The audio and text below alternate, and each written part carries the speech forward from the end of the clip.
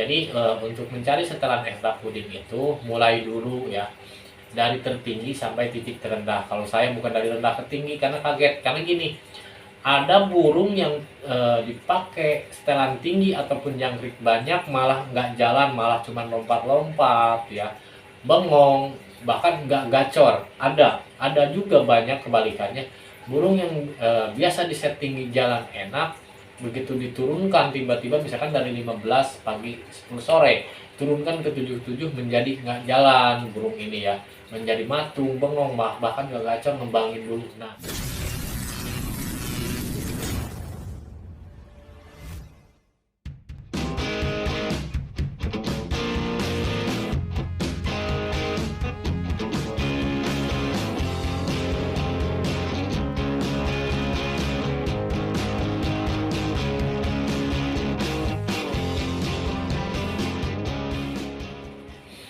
Assalamualaikum warahmatullahi wabarakatuh. Selamat malam sahabat kicomania dimanapun Anda berada. Mudah-mudahan kalian semua pada sehat, ada dalam lindungan Allah Subhanahu wa Ta'ala, tidak kurang satu apapun. Amin ya Allah ya Rabbal Alamin.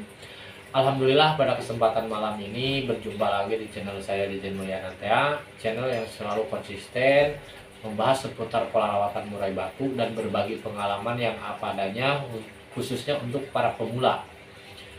Nah, pada kesempatan malam ini saya akan menjawab pertanyaan dari kawan-kawanku semua dengan rawatan murai batu yang menurut mereka itu alangkah lebih bagusnya dengan rawatan set jangkrik tinggi ataupun rendah. Nah, kalau menurut versi saya sendiri bukan masalah tinggi atau rendah, tapi karakter dan tipenya sendiri ya. Karena burung ini ada burung yang tipenya gembor, cepat panas, naik emosi, ada yang kalem, tenang, ada pun yang emang sedang itu yang nggak terlalu dingin, nggak terlalu dia emosi, dia sedang-sedang aja. Jadi semuanya itu disesuaikan dengan karakter ya, karena yang tahu itu sang pemilik ataupun perawat. Contoh untuk kita misalkan dapat burung baru, baru beli lah ataupun baru megang. Intinya kalau saya dikenalin dulu karakter awalnya itu burungnya ini yang kita dapat ini kan otomatis kita pada saat membeli pertama itu kita ngobrol dengan sang penjual itu kan hariannya seperti apa, menurut dia seperti apa, sambil kita pantau respon dan reaksi dia gimana. Nanti kita bakal paham, oh ini tinggal begini sedikit nih, oh ini masih lama begini, oh ini masih prosesnya masih panjang nih. Nah seperti itu. Yang terpenting kalau saya pribadi sih dengan set tinggi atau rendah itu begini. Kalau tujuan saya kan nggak ribet. Kalau settingan yang rendah ini menurut saya pribadi ada di mana yang namanya kita hakmin biasanya yang banyak di terapkan atau dilakukan para pemain itu, para perawat itu biasanya mereka ada yang pakai H-3, H-2 ataupun H-1 ya, tergantung dari ya itu tadi burungnya itu tersebut. Namun ketika nanti pada saat kita keluar kota ya, misalkan si pemiliknya sakit atau bagaimana, itu kita repot ya, karena ada H-H- yang mungkin harus dan wajib kita terapkan. Kalau misalkan nggak pakai H- itu burungnya nggak enak kan, seperti itu. Kalau saya dengan set tinggi itu tujuannya apa?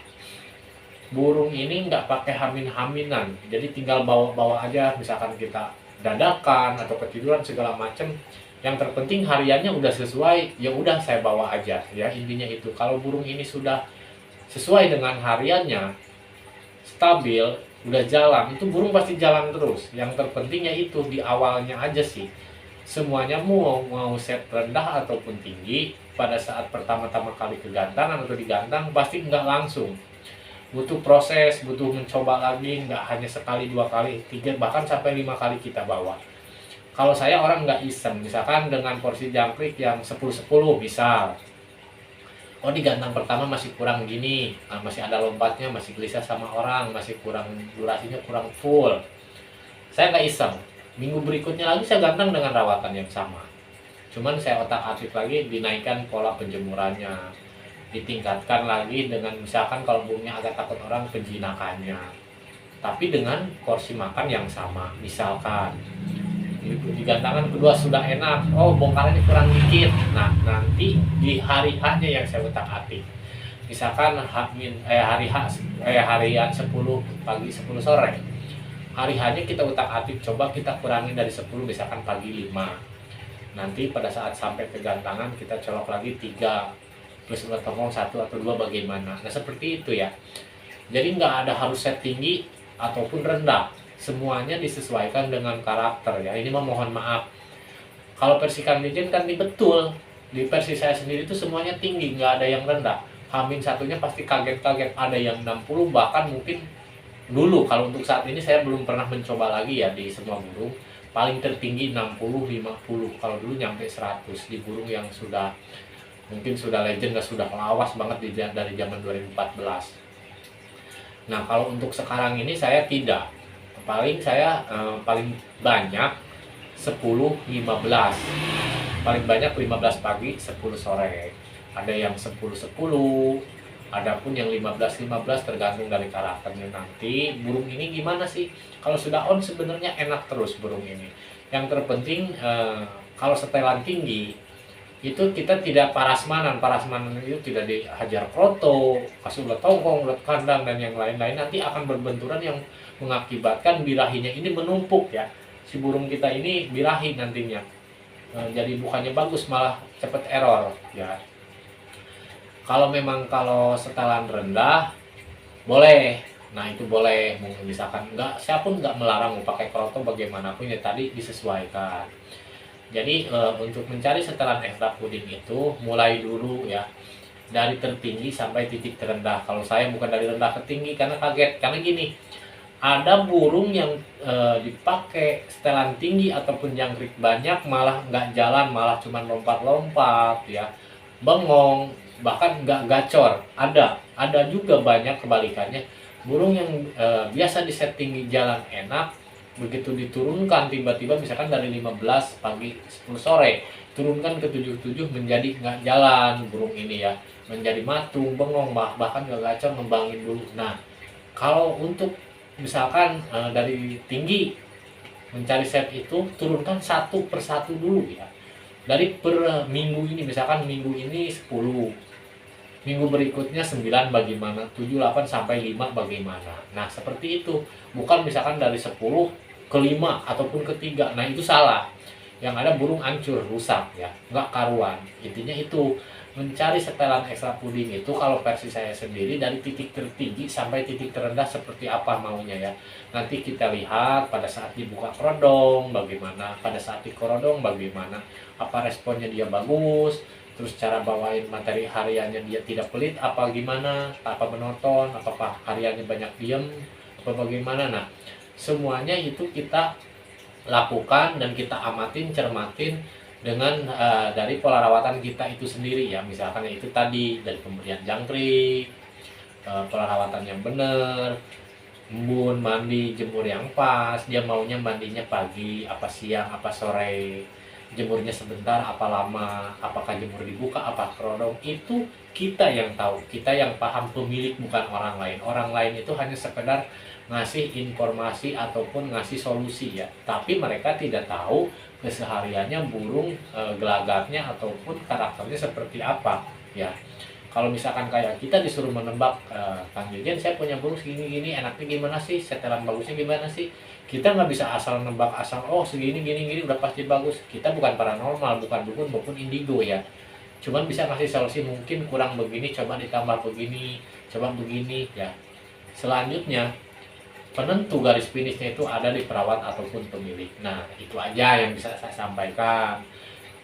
Awas kalau mencari setelan jangkrik itu ya, jangan, bukan berarti kita harus jor-joran, kita jor itu salah ya. Karena burung ini belum gacor kita jor ya, ekstra puding kita banyakin kroto, jangkrik, ulat Hongkong, salah ya. Yang ada burung ini nggak karuan ya. Jadi bertahap, tingkat kegacoran itu burung itu bertahap, nggak instan. minggu ke minggu ada tahapannya, dengan jemuran, pola jemur yang bagus meningkat, pengembunan, pola rawatan yang tepat waktu, pemberian ekstra puding yang tepat waktu, tidak telat-telat ya.